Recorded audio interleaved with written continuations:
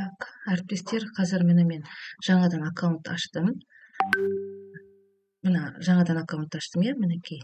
Енді мен осыған қазір нені сатып аламын. Жаңағы не деп айтушы еді, VIP пакетті. Ол үшін мен мына цены деп тұр ғой, соған барам. Осыған барам да, мына ежегодный деп тұр ғой, мен мына ежемесячный деп тұр, соған барам да. Про деген тұр, мына популярный. Осыны сатып аламыз. Ол $29.99, иә. Осыған подписаться деп басам. Подписаться деп басамын да. Так, біз бұны қалай аламыз сатып алу үшін? Ежегодный емес, ежемесячный деген басам астына. Купон жоқ менде, ол ешқандай да. Жаңадан тіркелген аккаунт қой.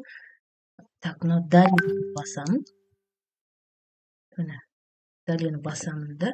Енді мына жерге полный имя, фамилия бірдеңе деп тұр. Осы жерге мен әркім өзінің данныйларын жазады. Мен сақталған. Мінекей жаздым, иә. Страна деген жерге Қазақстан деген шығам екен. Шығу керек. Қазақстан.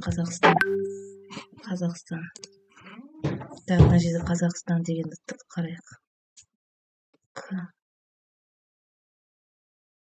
Мінекей, бастым. Енді мына далее дегенді басам. Мына данныйларды сохранить етейік па дейді. Нет деп бастым мен. Оплатить картой деп тұр ғой, соны басамыз. И мына жерге жазамыз. Жаңағы карточкамыздың өз номері бар ғой.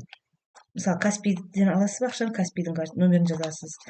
Или басқа карточка. Короче, мына жерге карточка номерін жазасыз. Мына жерге карточкадағы адамның аты жөні бар ғой. Соны жазамыз. Именно карточканың бетінде тұрған. Мына жерге карточканың жаңағы берілген уақыты бар ғой, соларды жазам. Сосын мына жерге CV код деген артқы жағында код бар, соны жазамыз да. Сосын подписаться сейчас дейміз. Сосын біздің соткамызға код келеді, соны жазамыз. Сонымен мына ақша алынады. Қазір мен осы операцияны жасап тастайын тездетіп.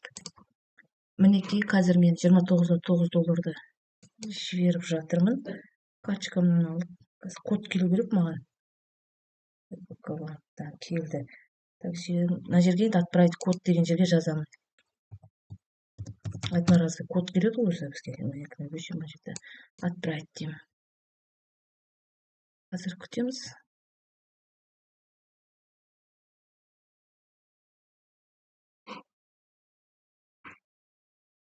Болды, все. Қазір бізде төленді уже барлығы дайын. Болды, енді пайдалана берсеңіздер болады.